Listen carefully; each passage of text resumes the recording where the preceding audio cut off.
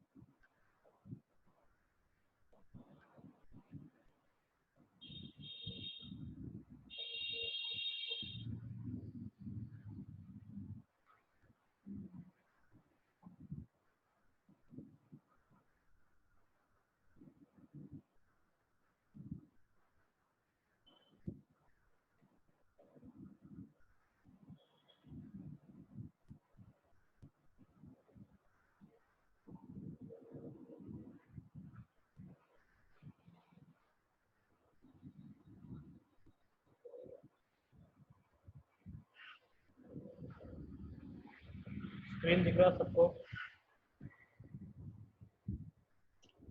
Screen सबको दिख रहा है?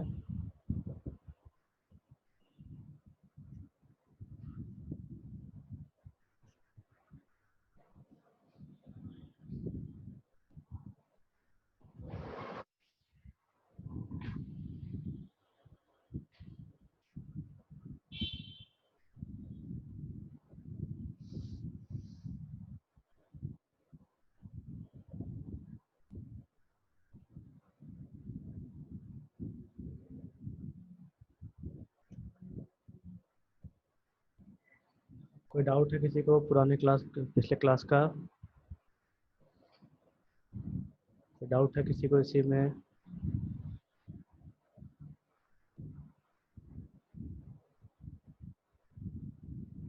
देखिए, आपको मिशेल्स फॉर्मेशन हम बताए थे, सोप का जो फॉर्मेशन होता है वो कैसे होता है। देन उसमें एक चीज रह गया था, वर्किंग ऑफ सोप्स, या यूं कहिए क्लींजिंग एक्शन ऑफ सोप्स। ये एग्जाम में पूछा जाता है और काफी इम्पोर्टेंट है बोर्ड एग्जाम के लिए। एक क्लींजिंग एक्शन ऑफ सोप का मतलब क्या है कि कपड़े में जो तेल या गंदगी होता है वो सोप से साफ कैसे होता है।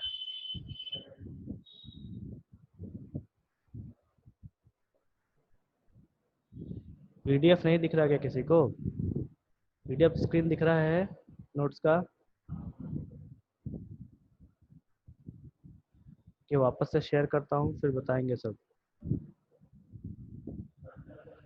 अभी दिख रहा है?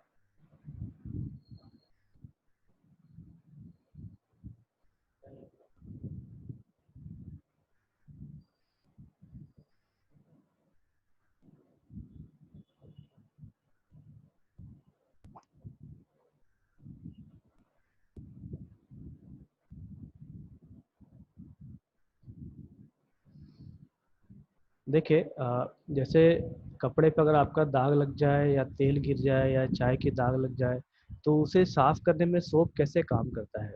तो उस कंडीशन में जहाँ पे तेल गिरा हुआ रहता है उस जगह पे जब साबुन या सर्फ आके लगता है तो उस ऑयल ड्रॉपलेट के ऊपर या चाय के दाग के ऊपर देखो स्टेरेट आयन इस टाइप से आते हैं। यहाँ जो आपको ड्राइंग में स्टेरेट आयन दिखाया जा रहा है, ये स्टेरेट आयन का जो सर्कल वाला हिस्सा है ये आपका हेड वाला हिस्सा है, जिसको सिर कह लीजिए। ये हेड है आपका जो पानी से प्यार करता है, जो जिसमें नेगेटिव चार्ज है वो पानी को अट्रैक्ट करता है। और जो ये पूंछ के जैसा दिख रहा है, कीड़े के जैसा पूंछ के जैसा दिख रहा है, ये आपका टेल वाला हिस्सा है। और ये जो टेल वाला हिस्सा है, ये टेल वाला हिस्सा आके आपके इस तेल के ड्रॉप में फंसता है, या फिर डस्ट जो होते हैं या चाय का जो दाग होता है उस पे आके फंसता है और इस टाइप से एक सर्कल का फॉर्मेशन करता है। ठीक है, तो जो आपका नेगेटिव वाला यहाँ पे हिस्सा है, जो हेड है वो पानी में रहेगा और जो आपका टेल है वो उस गंदगी में फंसेगा जाके। ठीक, अब होगा क्या कि ये जब सर्कल का फॉर्मेशन होगा जिसको हम मिसेल फॉर्मेशन भी कहते हैं, तो ये जो पानी को अट्रैक्ट करता है ये हिस्सा क्या करेगा, इस टेल को खींचना चालू कर देता है। मतलब इस टेल को खींच के वापस पानी में ले जाने की कोशिश करता है, क्योंकि ये वाटर लविंग वाला हिस्सा है इसका head.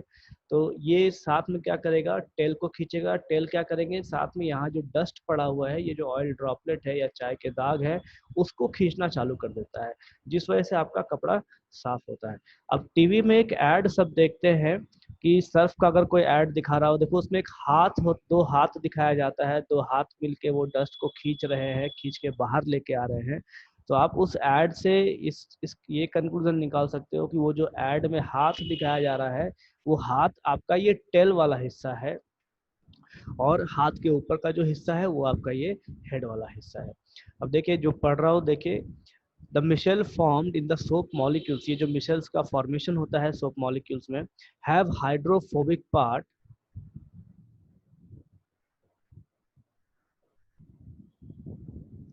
Have hydrophobic part in the oil droplet. यहाँ पे हाइड्रोफोबिक का पार्ट ऑयल ड्रॉपलेट में रहता है, मतलब जो पानी से प्यार नहीं करते वो ऑयल्स में चले जाते हैं।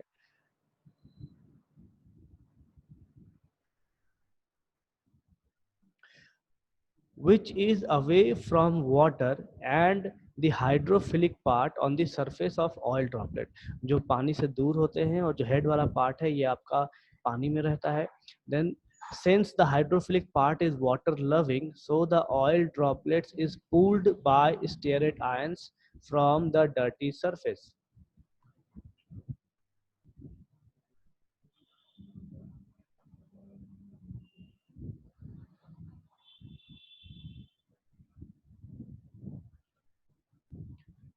क्योंकि हाइड्रोफिलिक पार्ट हेड है, वो पानी को प्यार करता है, तो ये क्या करता है, ऑयल ड्रॉपलेट को खींच के बाहर लेके जाता है। Soaps helps in emulsification, emulsification का मतलब है दो इमिसिबल लिक्विड्स को मिलाना। ठीक है, an emulsion is a mixture of two or more liquids that are normally immiscible. This principle is exploited in soap to remove grease for the purpose of cleaning.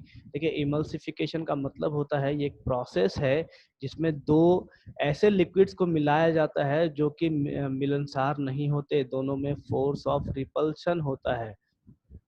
और soap में क्या है, दो ऐसी चीजें हैं, एक तो आपका हेड और एक आपका टेल, जिसमें से हेड आपका पानी अट्रैक्ट करता है और टेल जो है पानी से दूर भागता है। तो इन ये दोनों मिलकर क्या करते हैं कि ऑयल ड्रॉपलेट या फिर तेल के दाग को पानी में जो सर्फ होता है उनसे जोड़ने का काम करते हैं, और तब ये कपड़े को साफ करते हैं। The soaps helps in emulsification. An emulsion is a mixture of two or more liquids that are normally immiscible. This principle is exploited in soap to remove grease for the purpose of cleaning. ये जो process है ये soap में exploit किया जाता है, ताकि exploit मतलब तोड़ा जाता है उस थ्योरी को, ताकि ये ग्रीस को साफ कर सके या ऑयल के गंदगी को साफ कर सके, चाहे चाय के दाग को साफ कर सके।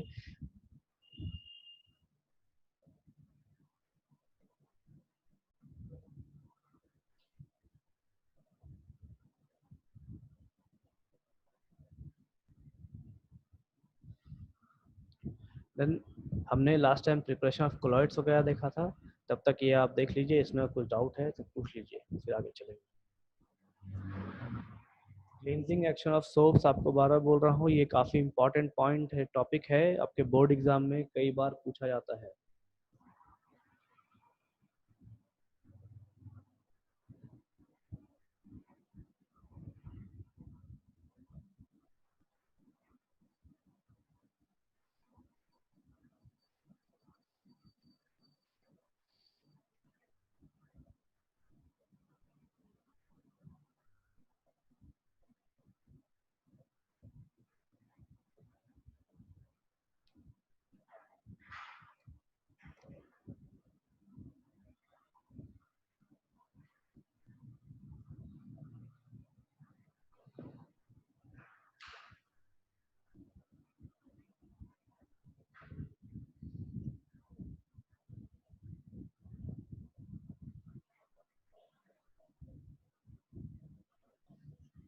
आगे बढ़े।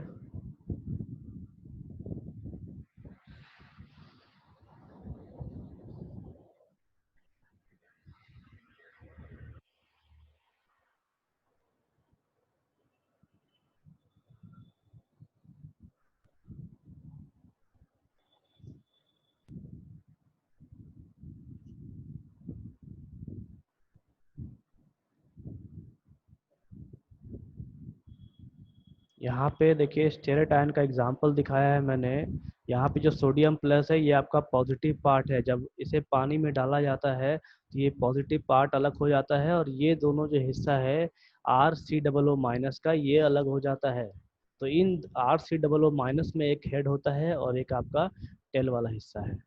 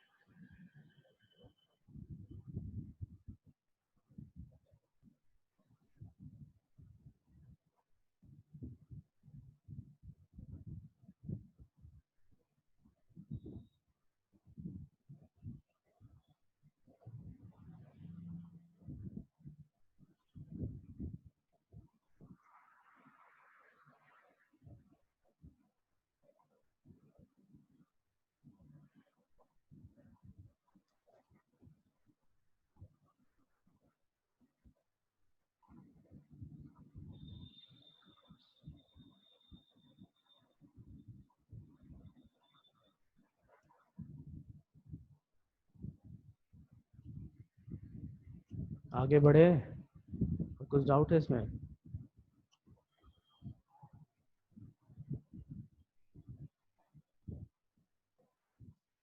अगर इसको थोड़ा भी समझने में अगर किसी को दिक्कत आ रहा है तो देखिए, लॉज में रहने के बाद सब कोई कपड़े धोते हैं, ठीक है? तो उस कंडीशन में आप ध्यान रखिए कि आप एक स्टीयरेट आयन है, आपका हाथ जो है वो टेल वाला पोजीशन है। क्योंकि हाथ आपका टेल वाला पोजीशन है, इसलिए आप क्या करेंगे कि जहाँ पे ऑयल ड्रॉपलेट पड़ा है वहाँ पे आप जाके ब्रश रगड़ोगे और तब जाके उस ऑयल ड्रॉपलेट को घिस घिस के निकालोगे। उसके बाद आपके सिर, आपका सिर है वो सिर आपका स्टीयरेट आयन हो गया, सॉरी स्टीयरेट आयन नहीं, वो नेगेटिव पार्ट हो गया, हाइड्रोफिलिक पार्ट जिनको कहेंगे। और वो पानी से पानी की तरफ भागेगा, मतलब इनको वापस से खींच के बाहर निकालेगा। आप इसको ऐसे यूज कर सकते हैं। तो कपड़े तो सबको धोते होंगे, ठीक है? तो आप इसको ऐसे भी याद रख सकते हो।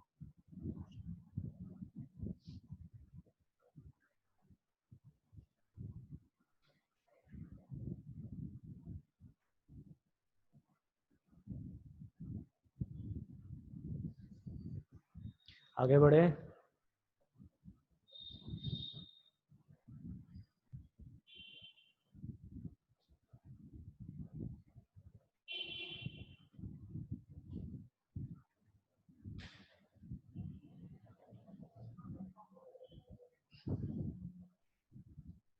देखिए, हमने प्रिपरेशन ऑफ कोलॉइड्स देखा था, कोलॉइड्स को बनाते कैसे हैं। तो जब कोलॉइड्स हमारा बन जाएगा तो उस कोलॉइड्स को साफ करने की भी जरूरत पड़ती है। साफ करने की भी जरूरत पड़ती है, क्यों? क्योंकि कुछ ना कुछ इम्प्यूरिटीज होते हैं उस कोलॉइड से। हमने प्रिपरेशन देखा था मैकेनिकल डिस्पर्सन वाला प्रिपरेशन। यहाँ पे कोलॉइड्स को तोड़ा जाता है, तोड़ तोड़ के छोटा किया जाता है।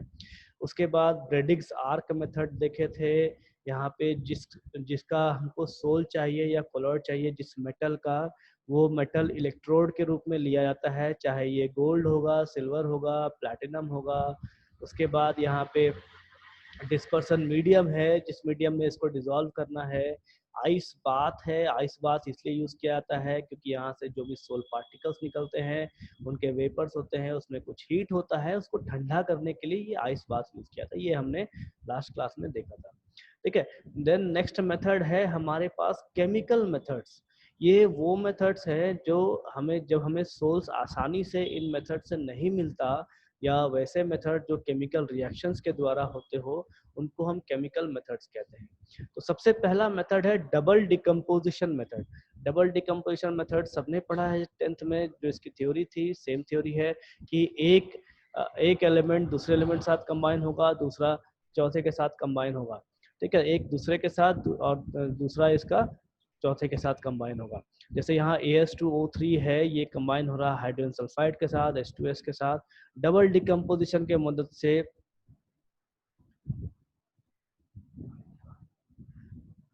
देखिए यहाँ कुछ रिएक्शन में शायद रिएक्शन कुछ मिस्टेक है, ठीक है? रिएक्शन कुछ मिस्टेक है, सल्फर आना चाहिए यहाँ पे। चलो इसको बाद में चेक कर लेंगे। तो नेक्स्ट रिएक्शन देखिए आपका CdO प्लस H2S, इसमें आपको सोल जो मिल रहा है CdS का मिल रहा है प्लस H2O का हमारा बाय प्रोडक्ट है। ये जो सोल है CdS का ये डबल डिकम्पोजिशन मेथड की वजह से मिलता है, मतलब कैडमियम जा रहा है सल्फर के साथ और हाइड्रोजन जा रहा है ऑक्सीजन के साथ। ठीक है, यहाँ पे देखिए जो AS2O3 फर्स्ट रिएक्शन है, AS2O3 यहाँ जो ऑक्सीजन है यहाँ पे सल्फर होना चाहिए था। ठीक, ये आपको एडिट करके वापस से दे दिया जाएगा। तो ये जो पहला रिएक्शन है इसमें भी जहाँ ऑक्सीजन है प्रोडक्ट में, यहाँ सल्फर होगा। डबल डिकम्पोजिशन मेथड का मतलब क्या होता है कि एक एलिमेंट दूसरे के साथ कंबाइन होगा, दूसरा एलिमेंट चौथे के साथ कंबाइन होगा, इस टाइप से। ठीक है, तो यहाँ पे AS सल्फर के साथ कंबाइन हो रहा है, ऑक्सीजन हाइड्रोजन के साथ कंबाइन हो रहा है, इसीलिए इसको हम कहते हैं डबल डिकम्पोजिशन। दो बार टूटना, इसको डबल डिकम्पोजिशन कहा जाता है। जैसे पहले AS और ऑक्सीजन अलग अलग होंगे टूट के, यहाँ से हाइड्रोजन और सल्फर अलग अलग होंगे टूट के, तब ये जाके एक दूसरे से जुड़ेगा। सेकेंड रिएक्शन है cadmium oxide CdO plus H2S का। ठीक है, यहाँ पे भी डबल डिकम्पोजिशन देखने को मिलता है। कैडमियम ऑक्सीजन से अलग होता है, सल्फर से जुड़ता है, और ऑक्सीजन जो कैडमियम से अलग हुआ है वो यहाँ हाइड्रोजन से जुड़ता है। तो ये एक मेथड है जहाँ से हमको सोल देखने को मिलता है या कोलोइडल पार्टिकल्स का फॉर्मेशन देखने को मिलता है फर्स्ट मेथड से। देन दूसरा मेथड होता है रिडक्शन मेथड। देखिए रिडक्शन मेथड जो है काफी इंपॉर्टेंट मेथड है, क्योंकि यहाँ पे जो हमको सोल या कोलॉइड्स देखने को मिलते हैं वो रिडक्शन के वजह से देखने को मिलता है। अभी रिडक्शन होता क्या है, कौन बताएगा रिडक्शन क्या होता है? रिडक्शन क्या होता है, कौन बताएगा?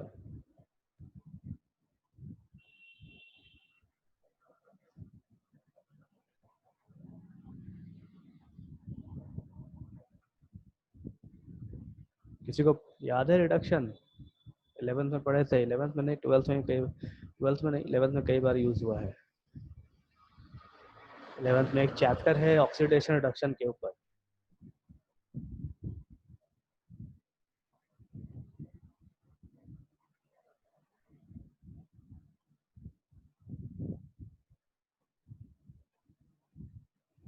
In terms of electrons.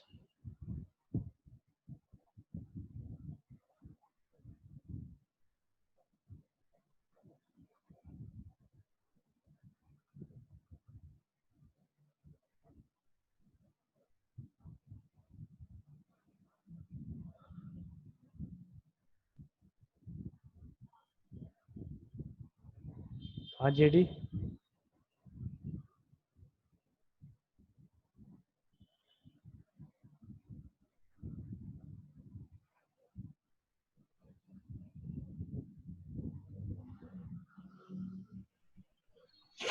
Sir जब किसी भी मॉलिक्यूल से या फिर आइटम से जब उसका आयन रिड्यूस होता है, घटता है, तो उसको रिडक्शन बोलते हैं सर।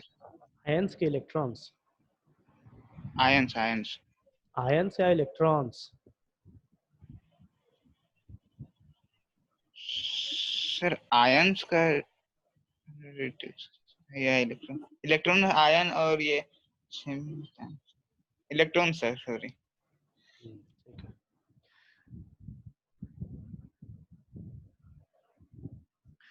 देखिए बोर्ड शेयर कर रहा हूँ। देखिए आपको एक चीज पढ़ाया था, दैट इज ऑक्सीडेशन।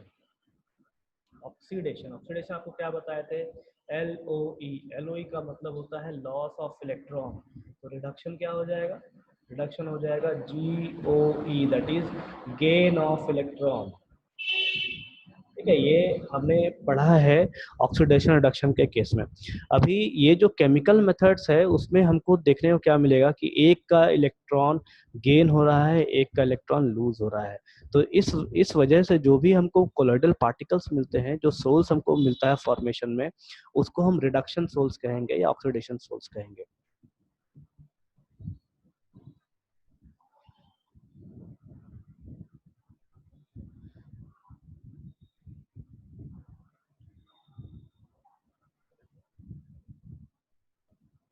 जैसे यहाँ देखिए रिडक्शन का मेथड है, यहाँ पे कुछ रिएक्शंस मैंने दिखा रखे हैं, 4 रिएक्शंस है यहाँ पे।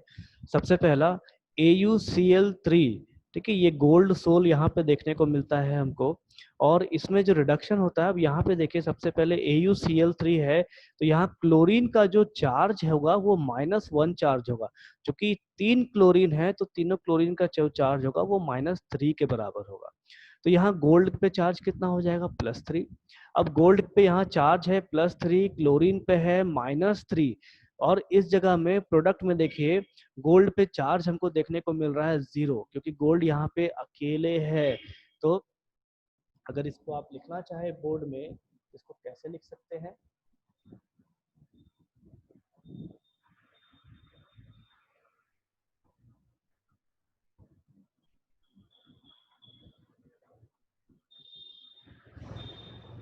ए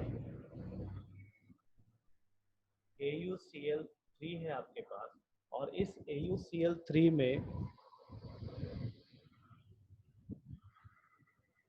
इस AuCl3 में आपको इस Cl के ऊपर क्या मिल रहा है, -3, और इसके ऊपर आपको मिल जाएगा +3। ठीक है, तो यहाँ पे जो चार्ज हमको देखने को मिल रहा है गोल्ड के ऊपर, ये हमको +3 देखने को मिल रहा है, लेकिन जब यही प्रोडक्ट में अगर आ जाता है तो हमको यहाँ पे गोल्ड के ऊपर क्या देखने को मिलेगा, 0 चार्ज। तो यहाँ पे क्या हो रहा है कि जब हम AuCl3 से Au में जा रहे हैं तो +3 से 0 में जा रहा है, मतलब इसने 3 इलेक्ट्रॉन लिया है, तब जाके इसका चार्ज यहाँ पे प्रोडक्ट में 0 देखने को मिल रहा है। जिस वजह से हम कह सकते हैं कि यहाँ पे इसका गेन ऑफ इलेक्ट्रॉन हो रहा है। तो यहाँ हम यूं कह सकते हैं कि हमको जो यहाँ सोल देखने को मिल रहा है, जो कोलॉइड्स देखने को मिल रहा है, वो गोल्ड का कोलॉइड है। और मिल कैसे रहा है, तो रिडक्शन के प्रोसेस से, रिडक्शन के मेथड से, इस वजह से इसको हम रिडक्शन का नाम देते हैं, या रिडक्शन, या यूं कहते हैं कि gold soil is obtained by reduction method.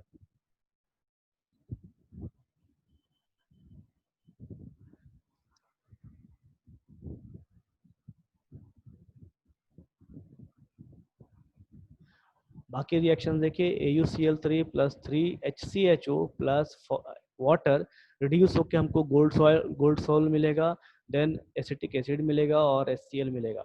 उसके बाद है AgNO3, सिल्वर का सोल मिलेगा यहाँ पे टैनिक एसिड के साथ। टैनिक एसिड आपका एक ऑर्गेनिक कंपाउंड है, बायो ऑर्गेनिक कंपाउंड है, ठीक है, जिसमें कार्बन की संख्या 75 होती है।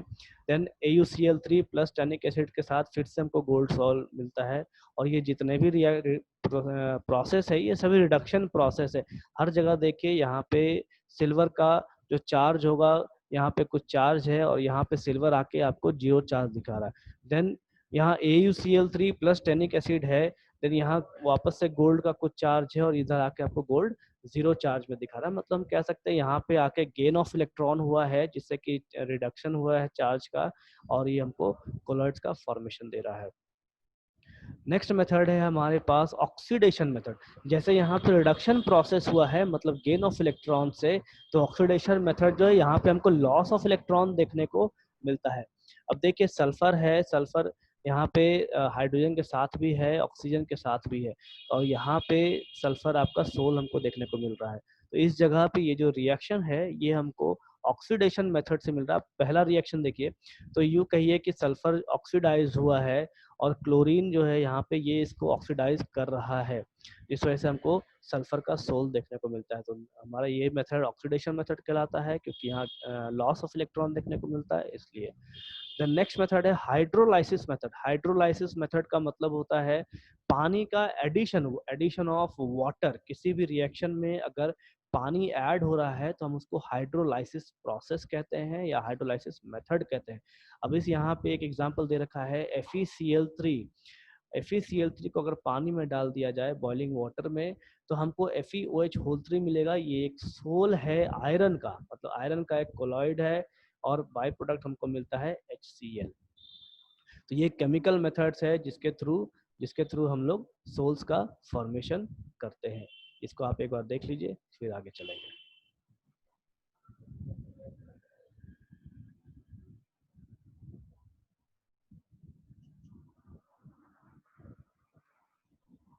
और थोड़ा जल्दी जल्दी देखेंगे, ठीक है, आगे भी टॉपिक्स देखना है।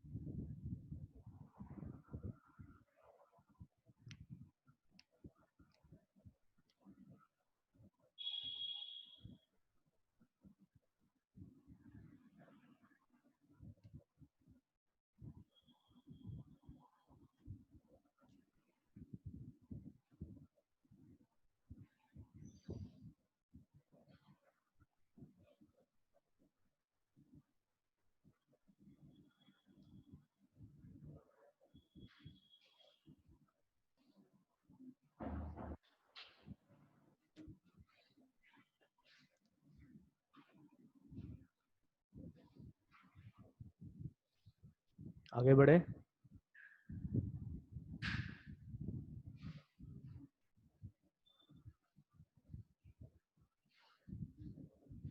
इसमें से सबसे इम्पोर्टेंट मेथड्स है आपका रिडक्शन मेथड, और ये हाइड्रोलाइसिस का जो रिएक्शन है इससे जो सोल का फॉर्मेशन होता है ये काफ़ी इम्पोर्टेंट है।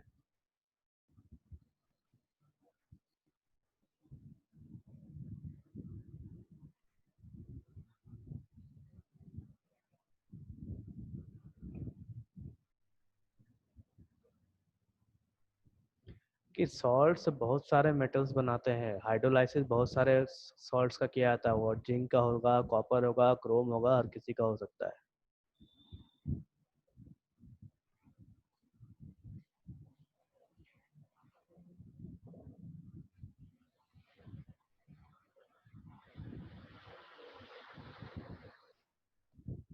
टैनिक एसिड यहाँ पे हम यूज़ करते हैं एज क्या बोलते हैं इसका, रिएक्टेंट्स के लिए, ताकि इसका रिडक्शन हो सके। टैनिक एसिड एक बायो कंपाउंड है कार्बन का।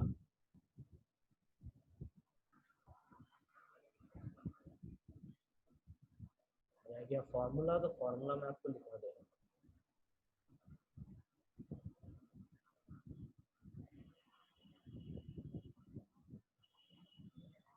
टैनिक एसिड का फार्मूला लिख लीजिए, C76H52O46।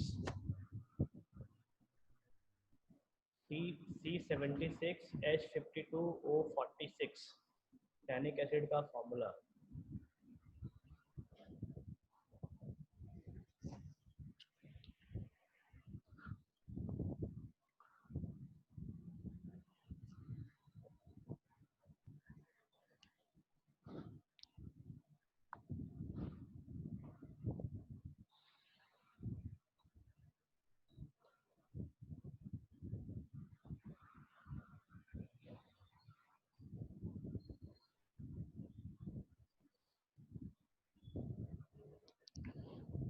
चलिए आगे चले।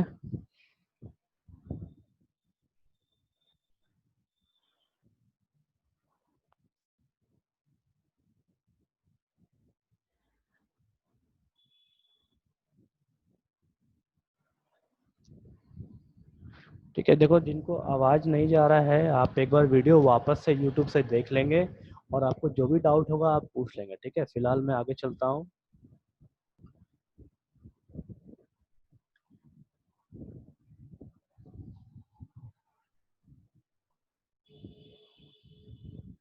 देखिए नेक्स्ट मेथड है हमारे पास पेप्टाइजेशन का मेथड। पेप्टाइजेशन मेथड हम यूज़ कब और क्यों करते हैं? अभी हमारे पास, चलो मैं आपको वापस से बोर्ड लेके जा रहा हूँ।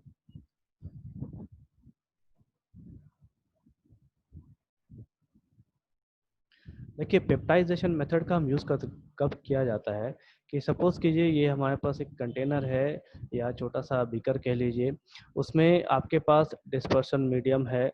ठीक है, अब इस डिस्पर्शन मीडियम में क्या है कि आपके पास फ्रेशली प्रिपेयर्ड, यहाँ पे फ्रेशली प्रिपेयर्ड पीपीटी लिया जाता है। फ्रेशली प्रिपेयर्ड पीपीटी कहने का मतलब है जो रिएक्शन हमने देखा था जहाँ पे गोल्ड का सोल बन रहा है या FeOH3 का सोल बन रहा है, उसे हम फ्रेशली प्रिपेयर्ड पीपीटी कहते हैं, जब उसमें कुछ भी खराबी ना हो, कोई गंदगी वगैरह ना हो। ठीक है, तो जब ये कोलॉइडल पार्टिकल जब ये बन जाते हैं तो ये होता क्या है कि अपने ही डेंसिटी की वजह से या ग्रेविटी के पुल के वजह से ये धीरे धीरे नीचे जाके बैठना चालू कर देता है। ये धीरे धीरे इस एरिया में जाके नीचे में बैठना चालू कर देता है, या फिर ये क्या कि ये प्रेसिपिटेट के रूप में हमको देखने को मिलता है यहाँ पे।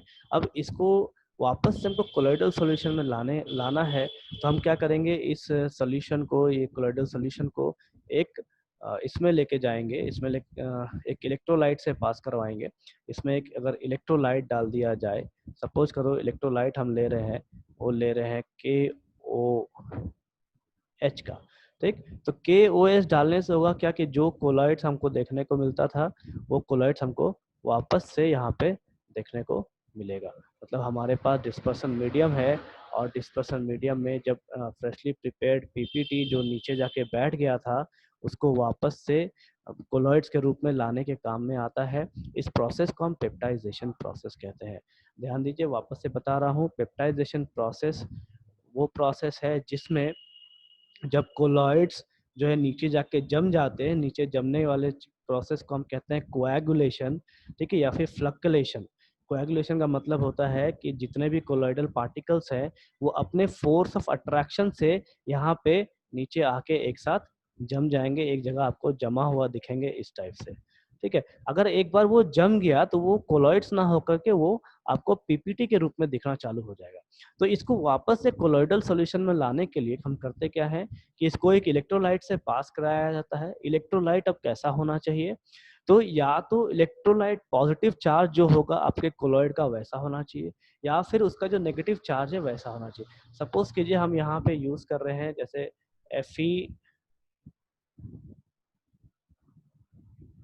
FeOH whole 3।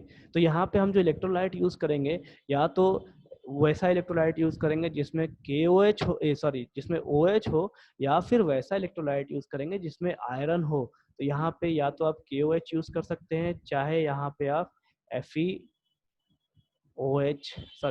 नहीं, FeCl3 आप यूज कर सकते हैं, क्योंकि इन दोनों में कॉमन क्या है, तो OH कॉमन है और Fe कॉमन है, ठीक है। तो ये जो इलेक्ट्रोलाइट है ये करते क्या है कि ये जो यहाँ पे कोलॉइड्स जो जम गए हैं आके नीचे में, उन कोलॉइड्स को वापस से यहाँ पे आपको कोलॉइडल सॉल्यूशन लाने में मदद कर किया जाता है, ठीक है। और ये प्रोसेस है हमारा पेप्टाइजेशन का प्रोसेस।